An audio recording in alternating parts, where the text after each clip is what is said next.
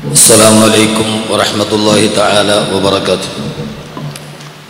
الحمد لله رب العالمين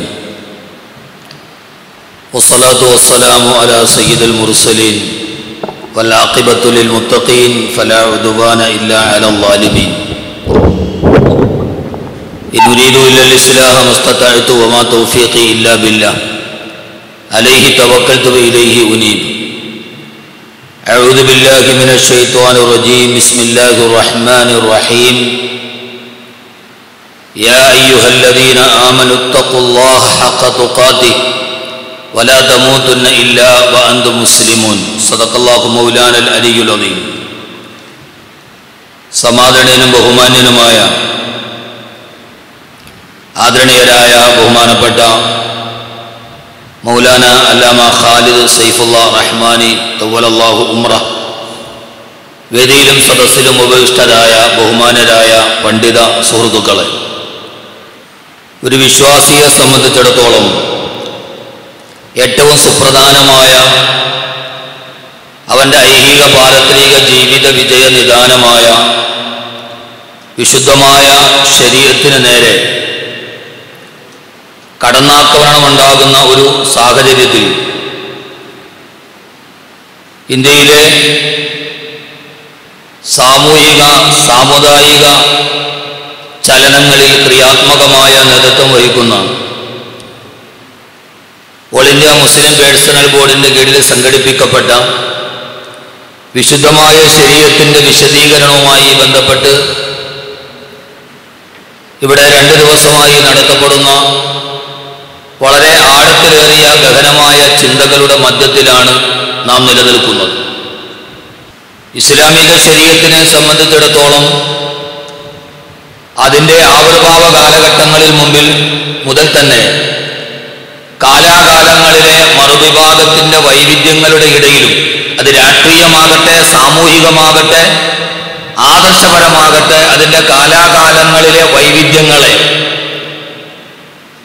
എതിരാളിയുടെ ബലവും എണ്ണവും അനുസരിച്ച് വൈവിധ്യമായ രീതികളിലൂടെ ഈ ശരീഅത്തിനെ ലോകാവസാനം വരെ ഏൽപ്പിക്കേണ്ട പ്രബോധക സമൂഹം അത് കൃത്യമായി കൈകാര്യം ചെയ്തിട്ടുണ്ട്.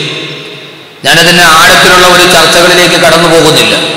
പക്ഷേ ചലനാത്മകമായി വന്ന ഈ പ്രവർത്തനങ്ങളെ നാം പണ്ഡിതർ എന്ന രീതിയിൽ നാം സ്വീകരിക്കേണ്ട ഒരു നിലപാടിനെ അള്ളാഹുവിൻ്റെ വിശുദ്ധമായ ഖുർആൻ തന്നെ നമ്മോട് വരച്ചു കാണിക്കുന്നുണ്ട്.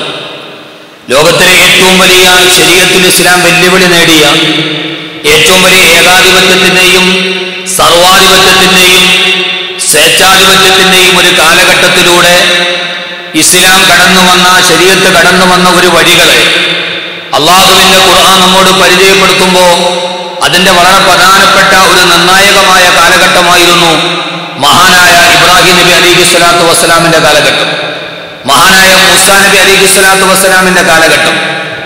ആ കാലഘട്ടങ്ങളിലൊക്കെ ബഹുമാനപ്പെട്ട മൂസാ നബി അലൈഹി സ്വലാത്തു വസ്സലാം തൻ്റെ എതിരാളി ശരീഅത്തുൽ ഇസ്ലാമിനെതിരെ ഇസ്ലാമിക നടപടിക്രമങ്ങളെ മാനവിക ലോകത്തിന് പറഞ്ഞുകൊടുക്കുന്ന വഴികളിൽ ആ വെളിച്ചത്തിൻ്റെ നടുവിൽ നിന്ന് എതിരാളികളുടെ നേരെയുള്ള സമീപനത്തെ മഹാനായ കലീമുല്ലാഹി മൂസാ നബി അലൈഹി സ്വലാത്തു വസ്സലാം മഹാനവറുകളുടെ പരാമർശങ്ങളിലൂടെ ഖുർആൻ വരച്ചു കാട്ടുന്നത് ഇങ്ങനെയാണ്: ഇദ്ഹബാ ഇലാ ഫിർഔൻ, നിങ്ങൾ ഫിർഔനിന്റെ അടുക്കലേക്ക് പോവുക എന്ന് പറഞ്ഞപ്പോൾ മഹാനായ മൂസാ നബി അലൈഹി സ്വലാത്തു വസ്സലാം അള്ളാഹുവിനോട് പറഞ്ഞത്, അള്ളാഹുവേ, നിന്റെ ശരീഅത്തിനെ ലോകത്തിന്റെ മുമ്പിൽ പറഞ്ഞു മനസ്സിലാക്കി കൊടുക്കാനുള്ള ദൗത്യവുമേറ്റ് ഞാൻ പോകുമ്പോ വയലീഖു സദ്രി, എന്റെ ഹൃദയം ഇടുങ്ങിയതാണ്, എന്റെ ഹൃദയത്തിന് വിശാലത കുറവാണ്. ഈ ഇസ്ലാമിക ശരീഅത്ത് ഏറെ വെല്ലുവിളി നേടുമ്പോൾ അതിന്റെ പുറകിൽ ഇസ്ലാമിക സാധാരണ സമൂഹത്തെ അണിനിരത്തേണ്ട നമ്മെ സംബന്ധിച്ചിടത്തോളം ഒരു വിശാലമായ കാഴ്ചപ്പാടും വിശാലമായ ചിന്താഗതികളും ഖുദ്സായ സ്വസ്ഥങ്ങളിലേക്ക് നീങ്ങാത്ത, അവനിലേക്ക് ഒതുങ്ങി നീങ്ങാത്ത ഇസ്ലാമിക ശരീഅത്ത് ഒരു മുസ്ലിമിന്റെ വിശ്വാസധാരയുടെ അടിസ്ഥാനപരമായ നിലപാടിന്റെ നിലനിൽപ്പ് ഏറ്റവും പ്രധാനപ്പെട്ട വിഷയമാണെന്നുള്ള ഒരു പൊതു അഭിപ്രായത്തിൽ എല്ലാവരും ഹൃദയവിശാലതയോടുകൂടി ഇതിനെതിരെയുള്ള അക്രമങ്ങളെ പ്രതിരോധിക്കേണ്ടതുണ്ട്.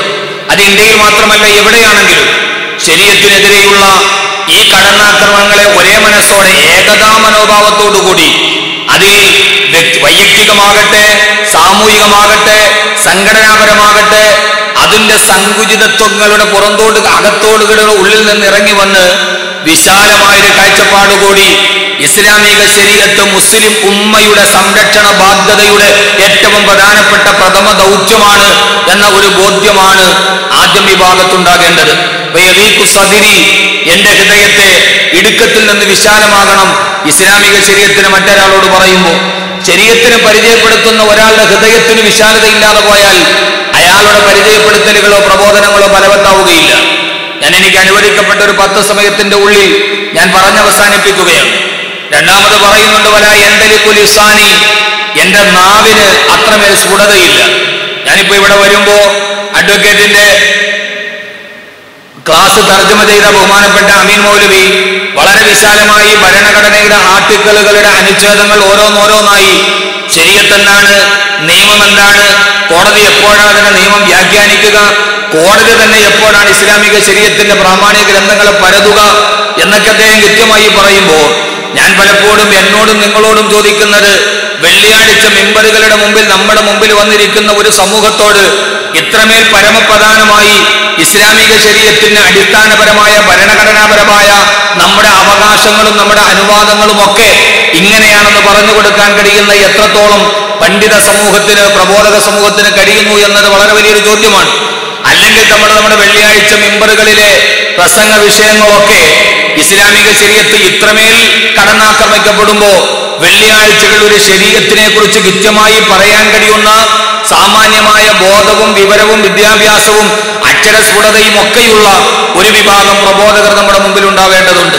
വെള്ളിയാഴ്ചകളിലൂടെ നമ്മുടെ മിമ്പറുകളുടെ പ്രസംഗങ്ങൾ മുഴുവനും നമ്മുടെ ഇടയിലെ വളരെ ചെറിയ കാര്യങ്ങളെ പർവ്വതീകരിച്ച് കാണിക്കുന്നതിനപ്പുറം ഇസ്ലാമിക ശരീഅത്തിനെ കൃത്യമായി വരച്ചു കാണിക്കുന്ന സാമാന്യ സമൂഹത്തോട് ഇതാണ് ശരീഅത്തുൽ ഇസ്ലാം എന്ന് പറയുന്ന ഒരു ബാധ്യത നമുക്കുണ്ട്. നമ്മുടെ മഹല്ലുകളിൽ കണക്കെടുത്ത് നോക്കിയാൽ ശരീഅത്തും ഈ പേഴ്സണൽ ലോ ബോർഡും ഇതിന്റെയൊക്കെ ബന്ധങ്ങളെ കുറിച്ച് അറിയാവുന്ന എത്ര സാമാന്യ സമൂഹം നമ്മുടെ ഇടയിലുണ്ട്. അവരോട് നമ്മൾ എത്രത്തോളം കടപ്പാടുകൾ ബാധ്യതയുണ്ട്. അതുകൊണ്ടൊരു സമൂഹത്തിന്റെ മുന്നിൽ നമുക്ക് പറയാനുണ്ടാകേണ്ട വിദ്യാഭ്യാസങ്ങൾ വല എന്തലിക്കുലിസാനി, എന്റെ നാവിന്റെ കെട്ടുകൾ മാറണം. ഈ ബഹുസ്വര സമൂഹത്തിന്റെ മുമ്പിൽ അല്ലെങ്കിൽ നമ്മുടെ സമൂഹത്തിന്റെ മുമ്പിൽ കൃത്യമായി പറയാൻ കഴിയുന്ന ഒരു മാനദണ്ഡം നമുക്കുണ്ടാകണം. അതുകൊണ്ടാണല്ലോ ഫറോവയുടെ മുമ്പിൽ ഒരുമിച്ച് കൂടിയ സാമാന്യ ജനത്തിന്റെ മുമ്പിൽ അള്ളാഹുവിനെ പരിചയപ്പെടുത്താൻ വേണ്ടി പോയ കലീമുല്ലാഹി മൂസാ നബി അലൈഹിസ്സലാത്തു വസ്സലാം അള്ളാഹുവിനെ പരിചയപ്പെടുത്തുമ്പോൾ ഫറോവ പരിഹസിക്കുന്ന ഒരു പരിഹാസത്തിന്റെ തലക്കെട്ട് ഇന്നും ഈ മൂസാ നബിയുടെ പിന്തുടർച്ചാവകാശികളെ സമൂഹം പരിഹസിക്കുന്നുണ്ട്.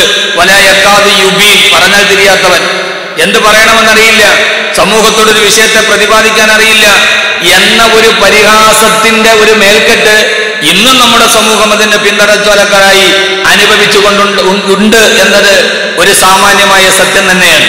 അതുകൊണ്ട് കൃത്യമായി ഇതിനെക്കുറിച്ച് പഠിക്കാനും അപഗ്രഥിക്കാനും ഒരു സമൂഹത്തിന്റെ മുമ്പിൽ പറയാനും കഴിയുന്ന ഒരാർജവം നാം നേരിടേണ്ടതുണ്ട്. ഇതൊക്കെ പറഞ്ഞിട്ട് ഞാൻ അവസാനിപ്പിക്കുന്നു. മഹാനായ കലീമുല്ലാഹി മൂസാ നബി അലൈഹിസ്സലാത്തു വസ്സലാം അവസാനം പറഞ്ഞ, അല്ലാഹുവേ, ദൗത്യം വലുതാണ്, നേരിടേണ്ടത് ഏകാധിപത്യം എന്ന ഫറോവയോടാണ്. ആ ഫറോവയുടെ ഏകാധിപത്യം അതെന്നും എക്കാലഘട്ടങ്ങളിലും ഇസ്ലാമിക ശരീഅത്തിനും ഇസ്ലാമിക ദർശനത്തിന് എതിരെ വരുന്നവർക്കെല്ലാം ഒരേ മനസ്സാണ്.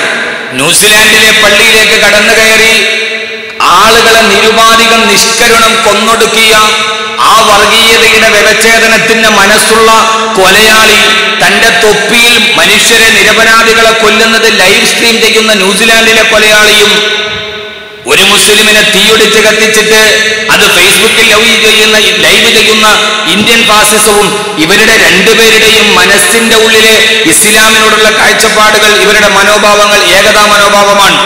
അയാൾ തൊപ്പി ലൈവ് സ്ട്രീം ചെയ്യുന്നു, ഇന്ത്യൻ ഫാസിസം അത് ഫേസ്ബുക്കിൽ ലൈവ് ചെയ്യുന്നു. ഇവരെ രണ്ടുപേരുടെയും മനോഗതികൾ ഒരേപോലെയാണ്, ഇവരെ രണ്ടുപേരുടെയും മനോഭാവം ഒരേപോലെയാണ്. അത് ദേശത്തിന്റെയും അതിർത്തികളുടെയും അപ്പുറം ആളുകളുടെ വലിപ്പത്തിനനുസരിച്ച് അവരുടെ ചെയ്തികളുടെ വ്യതിയാനങ്ങൾ മാത്രമേ ഉള്ളൂ. അവരുടെ മുമ്പിൽ ദൗത്യം വലുതായതുകൊണ്ട് നമുക്കൊക്കെ ചെയ്യാനുള്ളത് മൂസാ നബി പറഞ്ഞ ഒരു കാര്യമുണ്ട്, അല്ലാഹുവേ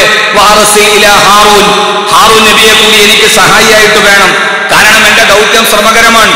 ഞാൻ എതിരിടേണ്ടത് വലിയൊരു ഭൂരിപക്ഷത്തോടാണ്. ഞാൻ ഒറ്റയ്ക്കാണ്. അതുകൊണ്ട് എനിക്ക് ഹാറൂൻ നബിയെ കൂടി എനിക്ക് തരണം.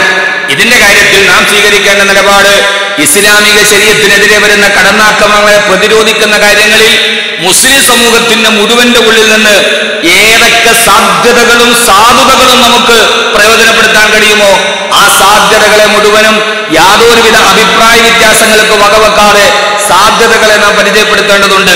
മൂസാ നബിയുടെ പരിചയപ്പെടുത്തിയ സാധ്യത ഹാറൂൻ, ഹാറൂൻ നബി എനിക്ക് തരണം. എന്തുകൊണ്ട്? വാഹി ഹാറൂൻ ഹുവ അഫ്സഹു മിന്നി ലിസാന, എന്റെ സഹോദരനായ ഹാറൂൻ ഹുവ അഫ്സഹു മിന്നി ലിസാന, എന്നേക്കാൾ നന്നായി മറ്റുള്ളവരുടെ മുമ്പിൽ കാര്യങ്ങൾ അവതരിപ്പിക്കാൻ കഴിയുന്നവരാണ്. അതുകൊണ്ട് ഇസ്ലാമിക ശരീഅത്തിനെതിരെ വരുന്ന പ്രത്യാക്രമണങ്ങളെ പ്രതിരോധിക്കുമ്പോൾ പ്രഭാഷകരുടേതാണെങ്കിൽ ആ സാധ്യത നാം ഉപയോഗപ്പെടുത്തണം. എഴുത്തുകാരുടേതാണെങ്കിൽ ആ സാധ്യതയെ നാം പ്രയോജനപ്പെടുത്തണം. അതല്ല കവിയുടേതാണെങ്കിൽ കവിതയിലൂടെയാണെങ്കിൽ നാം പ്രയോജനപ്പെടുത്തണം. ഹസ്സാൻ ഇബ്നു സാബിത്ത് റളിയല്ലാഹു തആല അൻഹുവിനെ പ്രയോജനപ്പെടുത്തിയതുപോലെ. അതാണ് ഞാൻ പറഞ്ഞത്, വ്യത്യാസങ്ങൾക്കും വൈജാത്യങ്ങൾക്കും അപ്പുറം മുസ്ലിം ഉമ്മയുടെ ഏറ്റവും വലിയ ഐഡന്റിറ്റിയായ ഇസ്ലാമിക ശരീഅത്തിനെ സംരക്ഷിക്കാൻ ഏതൊക്കെ സാധ്യതകൾ നമ്മുടെ ഇടയിൽ ആന്തരിക വിഭാഗങ്ങളിലും അവാന്തരിക വിഭാഗങ്ങളിലും ഉണ്ടെങ്കിലും അതിനെല്ലാം ഒന്നിച്ച് ചേർത്ത് നിർത്തുന്ന മുസ്ലിം പേഴ്സണൽ ബോർഡിന്റെ ഈ കീഴിൽ എല്ലാ സാധ്യതകളെയും നാം ഉപയോഗപ്പെടുത്തണം. അങ്ങനെ എല്ലാ സാധ്യതകളെയും ഉപയോഗപ്പെടുത്തി എല്ലാ പരിമിതികളെയും മറികടന്ന് ശത്രുവിന്റെ വലിപ്പം നോക്കാതെ നാം നിലനിൽക്കുമ്പോൾ തീർച്ചയായും നമ്മുടെ ഇടയിൽ എല്ലാവരും മൂടിയുള്ള ഒരു സന്നാഹം ഉണ്ടാകുമ്പോൾ തീർച്ചയായും നമ്മുടെ ഇടയിൽ തന്നെ ഒരു ആത്മവിശ്വാസം ഉണ്ടാകും.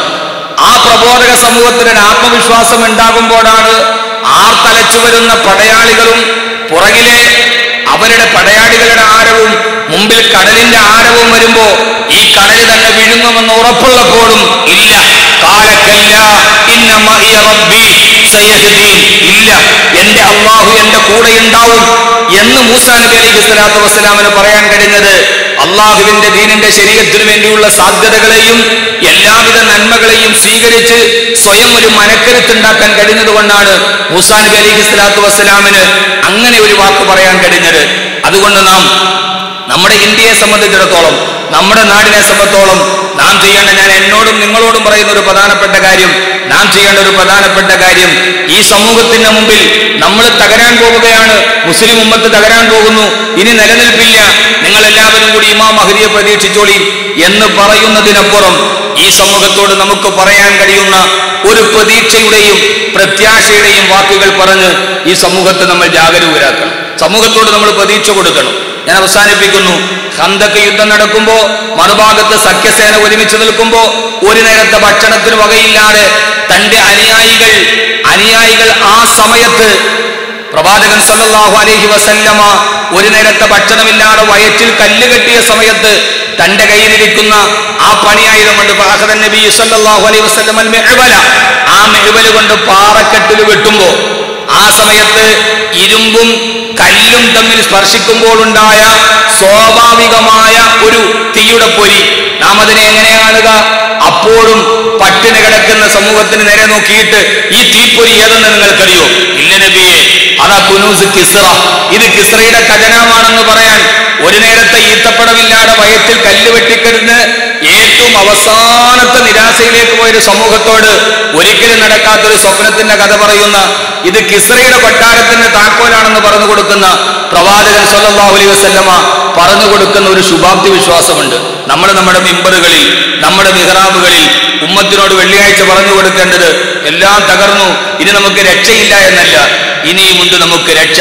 ആ രക്ഷ നമ്മുടെ ഈ ഏകതാ മനോഭാവത്തിലാണെന്ന് പറഞ്ഞു കൊടുക്കുന്ന പ്രവാചകൻ സല്ലല്ലാഹു അലൈഹി വസല്ലമയുടെ ആ മനസ്ഥിതി.